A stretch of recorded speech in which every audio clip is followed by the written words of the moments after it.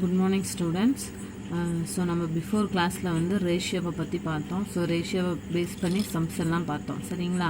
So இப்போது today we are going to see the topic. இன்றைக்கி பார்க்கக்கூடிய டாபிக் என்ன அப்படின்னா ப்ரப்போர்ஷன். ஓகேங்களா, நம்ம ரேஷியோ வந்து பிஃபோர் கிளாஸில் பார்த்தோம். இப்போ பார்க்கக்கூடிய டாபிக் ப்ரப்போர்ஷன். PROPORTION proportion. ப்ரப்போர்ஷன்னா என்ன அப்படின்னா when two ratio are equal, that's all. when two ratio நீங்கள் எடுத்துக்கிட்டீங்களா, ரேஷியோ எடுத்துக்கிட்டீங்களா, அந்த ரேஷியோ மாதிரி இப்போ எத்தனை ரேஷியோ எடுத்துக்கணும், 2 ரேஷியோ எடுத்துக்கணும் சரிங்களா. 2 ரேஷியோ ஆர் ஈக்குவல். அப்போ 2 ரேஷியோ வந்து ஈக்குவல்னு நம்ம ப்ரூவ் பண்ணிட்டோம்னாவே அதை வந்து நம்ம என்ன சொல்லலாம், ப்ரப்போர்ஷன்னு சொல்லலாம். ஃபார் எக்ஸாம்பிள் பாருங்கள் கொடுத்துருக்காங்க, A/B is equal to C/D. அப்போ A/Bங்கிறது எப்படி நம்ம எழுதலாம், A/Bன்னு எழுதலாங்களா. Okay, next C/D. C/D நம்ம ரேஷியோவில் எப்படி எழுதுவோம், C/D அப்படின்னு ரைட் பண்ணலாங்களா. அப்போ 2 ரேஷியோ கம்பேர் பண்ணுறோம் பாருங்கள். இந்த 2 ரேஷியோவை நம்ம ஈக்குவல்னு எடுத்துக்கிட்டோம்னா தட் இஸ் ப்ரப்போர்ஷன். அப்போ இந்த 2 ரேஷியோவும் ஈக்குவல்னு ப்ரூவ் பண்ணணும். இதுதான் வந்து ப்ரப்போர்ஷனோட சிம்பிள். ஓகேங்களா, ப்ரப்போர்ஷனோட சிம்பிள் என்னென்னு அண்டர்ஸ்டாண்ட் பண்ணிட்டீங்களா. இந்த மாதிரி ரேஷியோ மாதிரி 4 டாட் வைக்கணும். 2 டாட் மட்டும் இருந்தால் நம்ம ரேஷியோன்னு சொல்லுவோம். ஸோ அப்போ இந்த 4 டாட் இருக்கிறத தான் நம்ம ப்ரப்போர்ஷன்னு சொல்கிறோம். That's all. அப்போ இந்த மாதிரி 2 ரேஷியோவை வந்து ஈக்குவல்னு ப்ரூவ் பண்ணுறது தான் ப்ரப்போர்ஷன்னு சொல்கிறோம். ஓகேங்களா, that's all. We say that the ratio are in proportion. ஓகேங்களா, இப்படி இருக்கிறத நம்ம வந்து ப்ரப்போர்ஷன்னு சொல்கிறோம். This is denoted as. அதை நம்ம எப்படி டினோட் பண்ணுறோம், இங்கே ஃப்ராக்ஷனில் இருக்கு இல்லைங்களா, இந்த ஃப்ராக்ஷனை நம்ம இங்கே என்னவா சேஞ்ச் பண்ணிட்டோம், ரேஷியோவாக சேஞ்ச் பண்ணியாச்சு. This is read as. அப்போ இது எப்படி ரீட் பண்ணணும் அப்படின்னா A/B. A/B. அப்போ இந்த ரேஷியோவை நம்ம A/B சொல்கிறோம் இல்லைங்களா. அப்போ A/B அண்ட் இது எப்படி ரீட் பண்ணலாம், C/D. That's all. இதுதான் ப்ரப்போர்ஷன். அப்போ ப்ரப்போர்ஷன் அப்படின்னாவே 2 ரேஷியோ இருக்கு இல்லைங்களா, இந்த 2 ரேஷியோவையும் நம்ம என்னென்ன ப்ரூவ் பண்ணணும், ஈக்குவல்னு ப்ரூவ் பண்ணால் that is proportion. That's all. Okay, next ப்ரப்போர்ஷன்னு ப்ரூவ் பண்ணுறதுக்கு நமக்கு ஒரு ஃபார்முலா இருக்கும். அந்த ஃபார்முலாவை பேஸ் பண்ணி நம்ம ப்ரப்போர்ஷன் ஃபைன் பண்ணலாம். ஓகேங்களா, பாருங்கள், proportional law if 2 ratio are in proportion, அதாவது 2 ரேஷியோவை நம்ம என்னன்னு சொல்ல போகிறோம், ப்ரப்போர்ஷன்னு சொல்ல போகிறோம். அப்போ என்ன ஃபார்முலா, எந்த மெத்தட் அப்ளை பண்ணுவோம் அப்படின்னா பாருங்கள், த ப்ராடக்ட்னா நமக்கு என்னன்னு தெரியலைங்களா. ப்ராடக்ட்னா நம்ம என்ன பண்ணுவோம், மல்டிபிள் பண்ணுவோம், ஞாபகம் இருக்கா. இப்போ the product of the extremes is equal to the product of the means. ஓகேங்களா, அப்போ இந்த எக்ஸ்ட்ரீம்ஸ்னு என்ன, மீன்ஸ்னு என்னங்கிறத இப்போ நம்ம சம்மில் பார்க்கலாம். அப்போ 2 ரேஷியோவை வந்து ப்ரப்போர்ஷனும் ஃபைன் பண்ணணும் அப்படின்னா இந்த ப்ரப்போர்ஷனல் லா யூஸ் பண்ணணும். ஓகேங்களா, இந்த லா பேர் ப்ரப்போர்ஷனல் லான்னு சொல்லுவோம். Product of extremes is equal to the product of the means. ஓகேங்களா, இந்த ஃபார்முலாவை வச்சு தான் நம்ம சம் அப்ளை பண்ண போகிறோம். கவனிங்க, check whether 3/2 and 30/20 are in proportions. அதாவது இந்த 2 ரேஷியோவும் வந்து நமக்கு ப்ரப்போர்ஷனா அப்படின்னு ஃபைன் பண்ண சொல்கிறாங்க. அப்போ ஃபைன் பண்ணலாங்களா.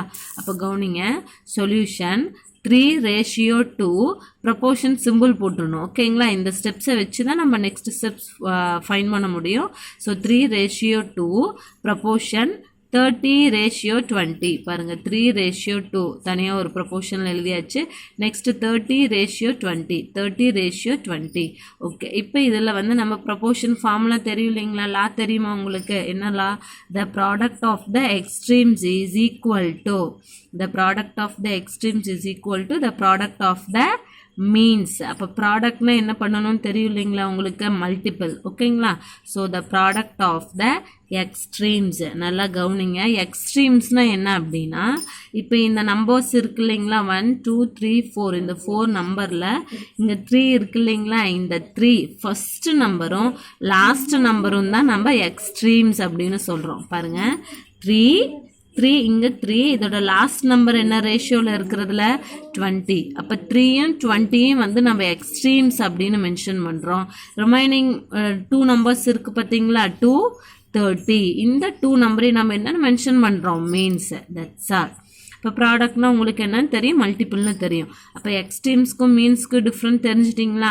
அப்போ இந்த ரேஷியோவில் ரைட் பண்ணிவிட்டு இந்த ஃபஸ்ட்டு நம்பரும் லாஸ்ட் நம்பரும் தான் நம்ம எக்ஸ்ட்ரீம்ஸ்னு சொல்கிறோம்.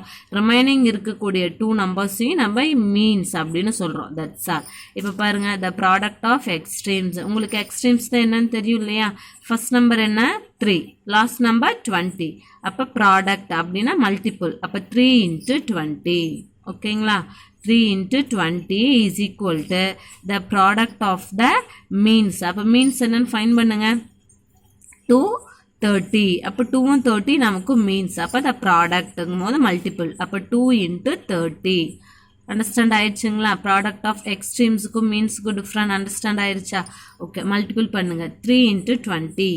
3 கூட 20 மல்டிபிள் பண்ணலாம், நமக்கு ஆன்சர் என்ன? 60. Next 2 × 30 is equal to 60. That's all. அப்போது நல்லா கவனிங்க. இப்போ இந்த 2 வேல்யூ நமக்கு எப்படி வந்திருக்குன்னு சொல்லுங்கள் பார்க்கலாம். ஈக்குவலாக வந்துருச்சா?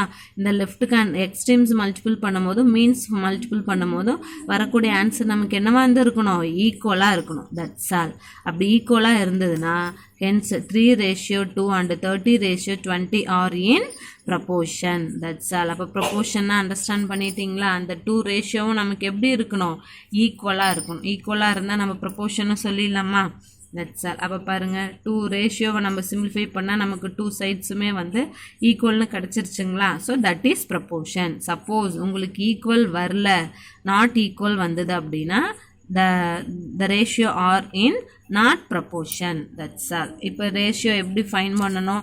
ப்ரொபோர்ஷன்ஸ்லேருந்து ரேஷியோலேருந்து ப்ரொபோர்ஷன் எப்படி ஃபைன் பண்ணணும்னு அண்டர்ஸ்டாண்ட் பண்ணிட்டீங்களா? Okay, for example next under sum பாருங்கள். Example 3.7 check whether 2:5 and 4:3 are in proportion.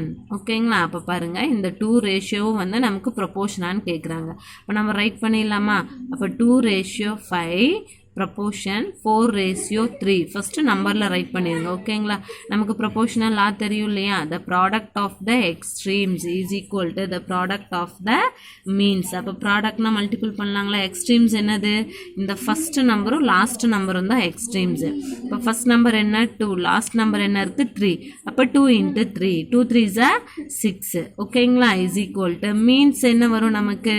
5 × 4.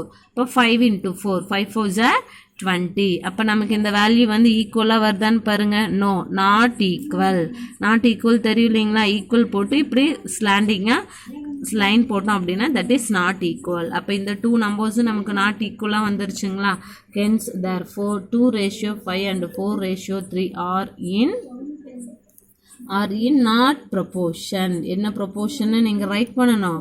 Not proportion. Hence 2:5 and 4:3 are in not proportion. That's all. ஓகேங்களா? ஓவர். ஸோ இப்போ ப்ரொபோர்ஷன் எப்படி ஃபைன் பண்ணணும்னு அண்டர்ஸ்டாண்ட் பண்ணிட்டீங்களா? So இந்த மாதிரி 2 ரேஷியோவில் கொடுத்துருந்தாங்க அப்படின்னா இந்த 2 ரேஷியோவையும் நம்ம ப்ரூவ் பண்ணணும். ப்ரொபோர்ஷனான்னு ஃபைன் பண்ணுறதுக்கு இந்த ஃபார்முலா எடுத்துக்கிறோம். The product of extremes is equal to the product of means. ஓகேங்களா? That's all. ஸோ இதை பேஸ் பண்ணி எக்ஸசைஸில் நமக்கு சம்ஸ் கொடுத்துருப்பாங்க. அந்த சம்ஸ் நீங்கள் ட்ரை பண்ணுங்கள். ஓகேங்களா? Okay students.